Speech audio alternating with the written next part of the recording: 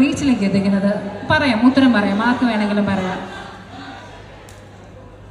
ആരുടെ പേര്? അതെ, ഫസ്റ്റ് റീച്ച് ആവോളം പണിയൊക്കെ ഇടങ്ങറേക്കാരം. പക്ഷെ റീച്ച് ആയി കഴിഞ്ഞാൽ എനിക്ക് തോന്നുന്നത് വലിയ പണിയൊന്നുമില്ല. കാരണം എന്തിട്ടാലും ഇതുണ്ടാവും. കാരണം ഓൾറെഡി നമ്മൾ റീച്ച് ആവണമെന്നുണ്ടെങ്കിൽ ആൾക്കാര് ലൈക്ക് നമ്മളെയൊക്കെ എന്തെങ്കിലും ഞാൻ ചോദിച്ചത് എങ്ങനെ റീച്ച് ആവുന്നതെന്ന്. അതായത് ഓരോരുത്തർക്ക് പഠിച്ചോ ഓരോ കൈ കൊടുത്തിട്ടുണ്ടാവും റീച്ച് ആവാൻ.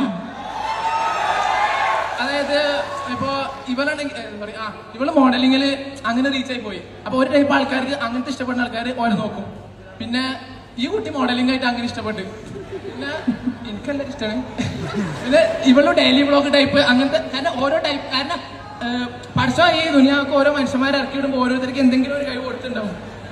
അപ്പൊ അങ്ങനെ കഴിവുള്ള ഓരോരുത്തർ കഴിവെച്ചെങ്കിലൊക്കെ പക്ഷെ ഒരു കഴിവില്ലാത്ത ഞാൻ ഇവിടെ എന്തിനു നിൽക്കണമെന്ന് എനിക്കിവിടെ മനസ്സിലായില്ല.